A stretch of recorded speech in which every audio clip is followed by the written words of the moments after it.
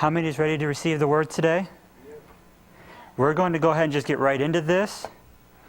And yesterday as I was studying, I heard the title, Why Was I Born? And lately I've been reading about the book of the Maccabees, because we just came through a season about the Feast of Dedication. And I really wanted to read the story for myself. So as I've been reading this, there has been some things that was pointed out to me, and it's actually just in the first few chapters. To set the stage for this message, this, like I said, it goes back to the beginning of the Maccabees. And there was this king called Alexander, and he conquered much land. And he decided that on the day that he was going to, when he was going to die, he would give all his kingdoms to all his noblest officers. And so, out of that, there was a group of people. It's called, in those days, there appeared in Israel transgressors of the law, who seduced many, saying, "Let us go and make a covenant with the Gentiles. All around us, since we separated from them, many evils have come upon us." So the proposal was agreeable. Some from among the people promptly went to the king, and he authorized them to introduce the ordinances of the Gentiles. So in this, the King Alexander gave his kingdoms to some people. There was much evil in the land. And out of those noble officers rose up a person called Antiochus Epiphanes. He was very sinful. So when these Jews decided that they were unlawful too, or that they were against the law themselves, they decided to go to the king and get him to make some declarations in the kingdom. So with that, they decided to do that. And then this king Antiochus, he went out and he decided to conquer more land. After he took what he was given, he decided to go conquer more land. So he went out and he decided to defeat Egypt. Then he returned and went up against Israel and against Jerusalem with a strong force. He insolently entered the sanctuary and took away the golden altar, the lampstand for the light with all its utensils, the offering table, the cups, the bowls, the golden censers, the curtain, the cornices, and the golden ornament on the facade of the temple. He stripped it all off. And he took away the silver and gold and the precious vessels. He also took all the hidden treasures that he could find. Taking all this, he went back to his own country. He shed much blood and spoke with great arrogance. So how many of us stand for the law today? Praise God. Yeah, those online, that should be hearing amens. So we believe in God's covenant, in God's law. Yeah. This king decided to go ahead and strip away the temple of the Lord. So how many of us really believe in the law? Well, this is what happened with those that really believed in the law. We're going right to verse 41. It says, "Then the king wrote to his whole kingdom that all should be one people and abandon their particular customs. All the Gentiles conformed to the command of the king, and many Israelites delighted in his religion. They sacrificed to idols and profaned the Sabbath. Then the king ordered them to follow customs foreign to their land, to prohibit burnt offerings, sacrifices, and libations in the sanctuary, to profane the Sabbaths and feast days." I know about you, I love the feast. So this king wanted to do away with God's feast. Let me find where I'm at again. There it is. He also wanted to desecrate the sanctuary and the sacred ministers, to build pagan altars and temples and shrines, to sacrifice swine and unclean animals, to leave their sons uncircumcised, and to defile themselves with every kind of impurity and abomination. This is the reason, so that they might forget the law and change all its ordinances. So we look at the day we're in today.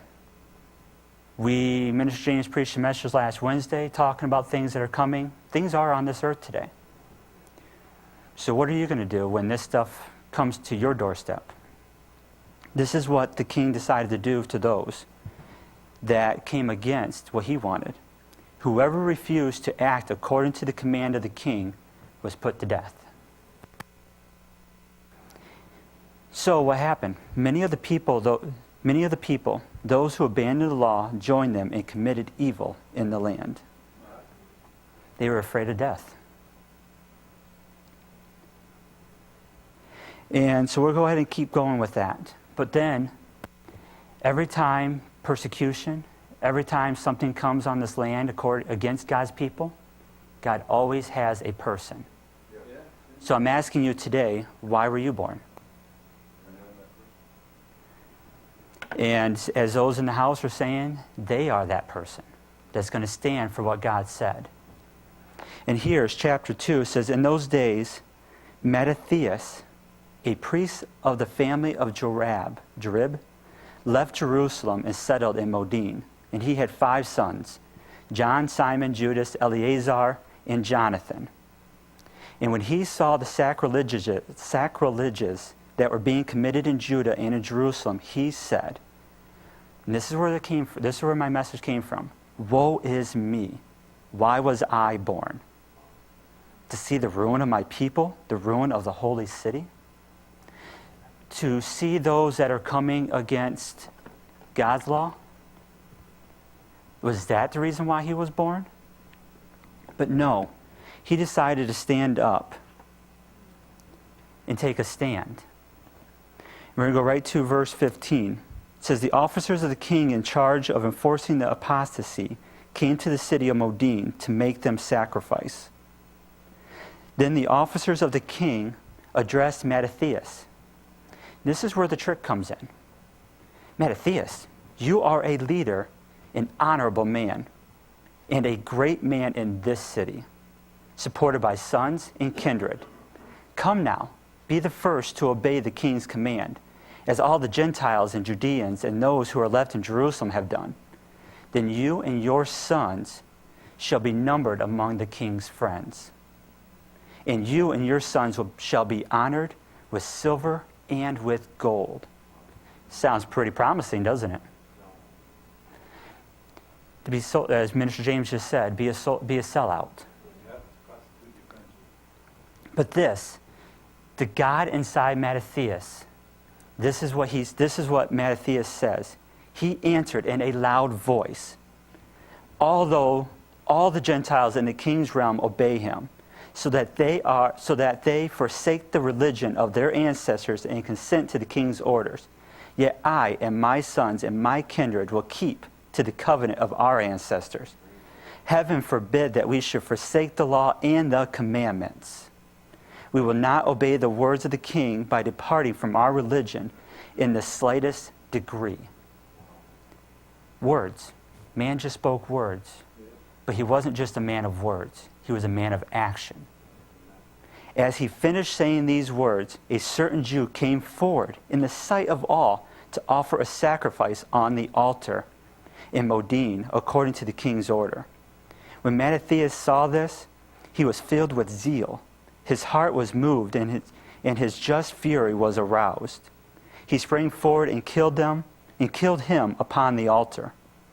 At the same time, he also killed the messenger of the king, who was forcing them to sacrifice, and he tore down the altar. Thus, he showed his zeal for the law. And he also went ahead, and after that, he went ahead, and him and his friends continued to tear down the pagan altars. They also forcibly circumcised any uncircumcised boys whom they found in the territory of Israel. They put to flight the arrogant, and the work prospered in their hands. They saved the law from the hands of the Gentiles and of the kings, and did not let the sinner triumph. In the day we live in, there's a lot of persecution. A lot of things that we stand up for that's out of the ordinary. It's not the normal. So, my question today is, why were we born? Yesterday, I got a phone call. It was 9:30 in the morning, and somebody wanted me to go out to breakfast with them. You know, I had things to do. I had a message to prepare for. I did not want to go. But why was I born? I was born to be a minister and to share and sow into others' lives. What good is this message if I don't care about people? So with all that, we just came through a season that people call Christmas. So how many of us took a stand against what Christmas is?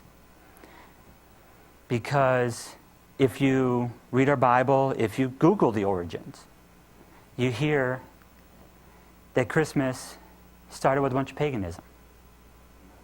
So where in, if you want, please show me in my Bible where God says okay to add a little paganism and celebrate Christmas for, just because of my family. It's all to make my family feel good. A lot of persecution can happen. One guy told me, he goes, "Oh, it's okay now because I know there's paganism in it, but hey, I do it because of my family." All right, please tell me who your God is. My God says you shall have no other God before me. So we take this to, that's today. We just came through this season. Now, Bishop's been talking about this thing called Team 70. How many heard this word evangelize and have not done anything with it yet? So what is in our heads, or what is keeping us from doing that? Saturday, this last week, I had a tire blow out on my truck. You gotta love scrap yards. You drive over metal, pops tires. And this mechanic came out to fix my tire. Great opportunity to witness. Let me tell you, the opportunity was screaming. I sinned. I let the opportunity pass. The persecution was right here. Stop me from sowing into this man's life. Like I said, perfect opportunity. The man was hungry. And I let the persecution in my own brain stop me from giving him at least a BAM card, because I was ready to get home. I was on my way home. I was 4 hours from home. I was coming home. So, what is it that we're supposed to now do? We're supposed to be evangelizing. That's the whole purpose. Why was I born? Share with others. Share the good news. So the other night, my wife and I were sitting and talking, and we were talking about what is the good news. And what I came up with was that a lot of people can have life. Believe, confess with your mouth Jesus Christ is Lord. Hey, you're saved. Awesome. But what Jesus came to do was give us life, and life more abundantly. So, with that, now we're spreading the good news. The good news is that you can have life abundantly, more abundant. So what is that? It's grabbing hold of the keys of the kingdom. Healing. By his stripes, we are healed. Then you also have believers can lay hands on the sick and they shall recover. Or you can call on the elders of the church and they can pray the prayer of faith for you. Then God also loved us so much that he gave us a guideline of what we can eat, called nutrition. Now what about tithes and offerings? Minister James just did tithes and offerings. We have 12 blessings of a tither if you grab a hold of that key. The Passover offering. The next feast is Passover. There's 7 blessings to that Passover offering. Now what about going out and evangelizing? Over the last couple of years, I have watched some lives changed around me. You know there's no greater joy or blessing in my life than to watch another human being grab a hold of the gospel and their life change because of it. So, why were we reborn today? Why were we born? Is to overcome this persecution, was to come and to share the good news.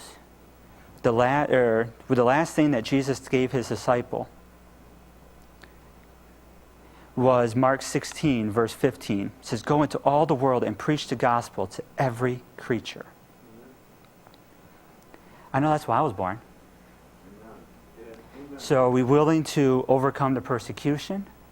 Are we willing to grab a hold of what our God told us and go do what we were created for?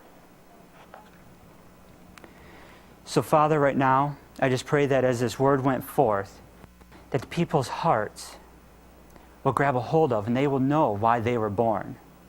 I know growing up to the teenage years, we're always like, God, why were we created? What's our purpose? Father, I pray that the people will know their purpose. You have already given us a guideline. Go and preach the gospel to every creature. Father, go ahead and share that good news that you have given us and what you have done for our lives. Father, I pray that they will not want just a life of ordinary, a life of normal, but they will go ahead and grab the keys of the kingdom. They will grab a hold of your word, and they will fight for your law and your commandments, Father.